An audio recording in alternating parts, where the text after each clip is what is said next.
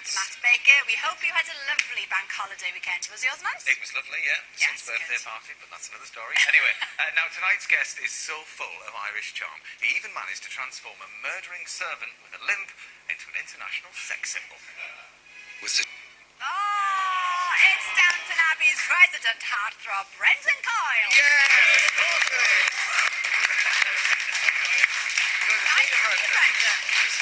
Now, are there two characters on the television more in love than Mr. Bates and Anna? That's the question. The limpy murdering servants. There aren't. It was great to see them have their moment of happiness, a moment in the sun. So much emotion, though, there, isn't it? Yeah. It was the pinnacle, really, of what all the fans were waiting for to happen. Was it a relief for you that the characters got it together properly? It was sort of necessary. It became that time. It was a very difficult kind of rocky road for them. It was, the passage of love for them did not run smooth. So, yeah, they had to get their payoff eventually. Yeah, and they did. And played out well. Indeed. Well, you're now filming the third series, aren't you? We're halfway through. We're in about episode 5, yeah. Lovely. And does the atmosphere change when you know that it's been such a big hit? You know, you start filming, you're like, it's going to be... Yeah, not really for our department. Our job remains the same. I think for the script writers and producers, the pressure is on to invest and expand, which they do, brilliantly. But we're still doing the same thing. Can't wait to see it. Brilliant. Later on, we're going to be talking to Brendan all about his new role, playing a dad who lives with 9 of his extended family. Indeed. And on that note, we want to try and find the family with the most generations living under one roof. Okay, so send us a picture of all the generations living in your house, and we'll show as many as we can later on. Yes, we will. Now, the live export of British farm animals has almost become a thing of the past, something most people would probably welcome. Last year, one port saw over 89,000 animals, mostly sheep and calves, leave Ramsgate in Kent on their way to Europe to be slaughtered. Farmers say the trade is vital for their livelihood, and as Simon Bozeman found out, the port authorities are powerless to stop it. You star alongside the lovely Leslie Sharp as husband and wife, living in a house with loads of different generations, 4 different generations. So give us a bit of the backstory here. It's a comedy drama called Starlings. There are 9 of us. There's a family of mum and dad and 3 kids, and we have various extended members of the family, and therefore they're there for different reasons. We have Grandad, who's there because of a breach of the peace order, because of his Lonnie Donegan records. We have Fergie, who's been kicked out by his wife and is living in a caravan in the garden. We have Laws, who's come to seek his natural dad, and we have Zach, who's just been born. So everyone's there. Wow, good mix. A very, very good mix. And we start off with a birth, and episode 1, we very gently are introduced to the family and where we are and who we are. I've been struggling to summarise it because there are 8 wildly different episodes in look and feel. But we're thrilled with the previews that we've had today and the write-ups.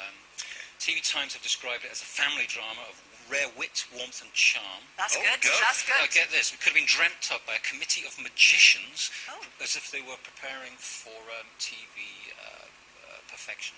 Okay. So I should go now. Interesting. Well, I tell you what, we'll have a look at the first episode, and here you are discussing with your daughter her new sleeping arrangements. Yes, move over here, good Grandad. Lovely.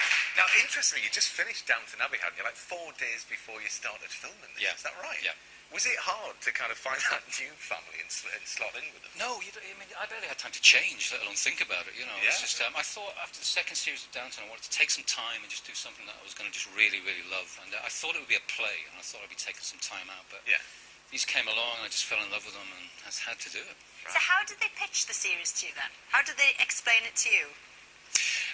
They didn't. There was a buzz about the scripts, and I just sent them, and I just thought, comedy's a bit odd. I don't really get comedies a lot. And like I say, there was a bit of a buzz about them, and I just read them, and I went, God, I really, really want it. They didn't pitch them at all. They just said, come in and audition like everybody else. And you have described the main characters, you and Leslie's characters, as kind of Terry and June. Would you stand by that? June! Let's have a little look. Can I? Hang on. Let's see if we can play with that a little bit. There you are. You are the new Terry June. Oh my God! I thought they have a kind of comprehensive knowledge of comedy. Matt and Steve, our writers. And I thought it was a sort of ironic nod to the 70s. Not at all. It's completely inadvertent that they're called Terry and Jan. I'm quite keen to point out we're not a Terry and June tribute act. Not that There you are, you've heard it. Nothing like Terry and June. Find out for yourselves by watching The Starlings, which starts on the 30th of May, 8 p.m. on Sky 1 HD. Okay, we've got a bit of a question for you now, Brendan. Here we go, right? This, have a look, this was built using 5,000 tons of steel. Okay, it covers a plot size of 4 football pitches, and I'm guessing it's about 6.7 million times bigger than the one that you have at home. Any idea what that is? I know what that is. Go on. It's a fridge, because I have a house about 20 miles along the coast from that gaff. Nearly. It's a gigantic freezer. Freezer. Well, freezer. Freezer. Freezer compartment. Yeah. Fridge with a freezer really compartment. small. I'm being pedantic, Brendan. Marty Jobson wrapped up to find out more. So put them all on the beach. Right. Well, we saw there with Marty that lots of food freezes absolutely brilliantly, like fish fingers and chips. But what about fruit? What stops it from turning into mush when it defrosts? Well, luckily, with all the answers, is scientist here, Steve Mulder. Steve, coming in. So the answer is freeze-dry, isn't it? To freeze-dry. Freeze-drying, yes. So all these things are freeze-dried, and you probably these things all the time. Freeze-dried fruits. We do, yes. In cereal, Coffee's there. coffee, It's all, instant noodles. Pineapple, which is very nice. That's the tasty one. And How do you get it like that, though, Steve? how do you get it like that? It's a weird thing, freeze-drying, because if you think about drying and how you might do it, you think, well, I'll heat it up. Yeah. Because if you heat something up, you're giving the water molecules enough energy to escape. So that's how you dry something. But if you heat up like a strawberry, it goes mushy, and you're basically cooking it, and it's not very nice. So how do you dry something out without cooking it? That's the question, and the answer is to freeze-dry it. And it's a very clever thing. It was invented during World War II as a way of transporting blood plasma without having to have refrigeration. Right, So it's that's really cool stuff. You basically take your strawberry, you freeze it, and then you put it in a box, and then you suck the air out of the box, and that lowers the pressure inside the box. Okay. And when you've got a low pressure, something weird happens to ice, to the ice in the strawberry. It loses the ability to melt into a liquid. Right. So normally you imagine something going from a solid to a liquid to a gas, but at low pressure, water skips the liquid phase, so it goes from a solid straight to a gas, and that's called sublimation. And it's an amazing thing. That's our word of the day. Sublimation. So to show you what that's like, I've got another substance, not water. This is something that sublimates at room pressure.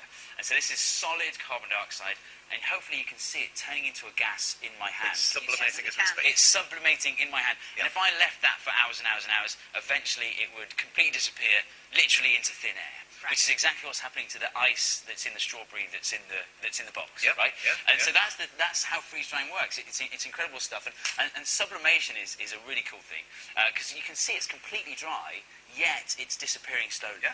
And we can increase the speed of that. So if I get a spoon, a metal spoon is a good conductor of heat, so I can make this sublimate more quickly. And if I apply pressure, you should be able to hear it. Here we go. You're going to love this. And so it's producing so much gas under the pressure of my thumb that it has to escape at high speed. It's escaping at such a high speed you actually hear that as a scream. That's great. I think we've started a whole new thing. Wow! Woo! Sublimation live. We could do it every night of the week. Yeah. Anyway, that is great. Steve, thank you Thank you so much, Steve. And Brilliant. thank you for bringing in your family photo, because earlier on we asked for all the generations under one roof. When you just got back from Scarborough. That's right. And there's all the moles That's everyone. standing That's round. Granddad. It's his birthday tomorrow. Happy birthday, Granddad. Oh, and happy my nephew's birthday. there as well. Super job. Thank you very much indeed for all of that. Wonderful. Now, having moved to the country to run a B&B, one short viewers, Ken and Sue McPherson, were soon in need of our help after an unidentified nightly visitor began digging up their garden. But what could it be? Well, Mike Dilger went to investigate. Last year, wildlife watching B&B, it's extraordinary what they've got in the garden. But anyway, we have put some good tips on our website on how to keep it from digging up your lawn. It's all part of the service. Yeah, but Brendan won't be needing that because a little bird tells us you're a badger lover. I am a badger lover. My granddad had a thing about badgers. He used to make up stories about them and tell us to them when we were the kids. I always wanted to see one. I always used to go out looking for them. I could never find a badger. So I'm Go a on, badger Kenneth, sleuth. Yeah, go and stay with Badger should be Kenneth. charging bed and There breakfast. you go, yeah. Kenneth will sort you out. Now it's time to return to our week-by-week history of the Falklands conflict as it unfolded 30 years ago. After the loss of HMS Sheffield, which we remembered last week, questions were being asked this week in 1982 about the wisdom of sending ships 8,000 miles with so little protection.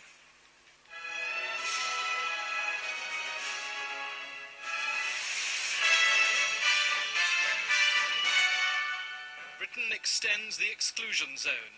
Angry reaction in Buenos Aires to the latest British measures. The warships are apparently keeping outside Britain's exclusion zone. This vessel returned to Buenos Aires this morning and is thought to have laid mines along the coast. The steps that we're seeking calls for ceasefire and calls for withdrawal of all forces while this is done. Now, so far, there has not been agreement on that. They invaded, they're the aggressor. They put their forces onto that island. I certainly am not asking too much of them. The only thing they ought to do is to get off that island. The government wants a peaceful settlement. But your government totally rejects a peaceful sellout. Nothing is being held up because we are negotiating. Nor should it be. We're not going to fall for that one.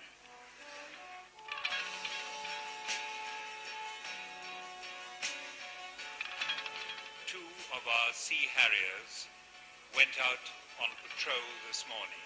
The weather and the visibility were very poor.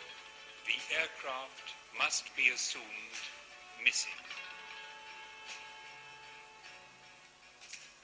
Helicopter pads cover the outdoor swimming pools. Thousands of sheets of hardboard cover the ship's walls. Rows of beds and wooden tables line every spare inch of floor space. 600 Welsh guards were the first up the gangway. Some 4 hours later, men were still queuing to come aboard. There was time for a moment of light relief as one young lady prepared to deliver a singing telegram. Another wanted her husband to have something more personal to take with him. A crane driver duly obliged. You ask me where to begin. Am I so lost in my sin?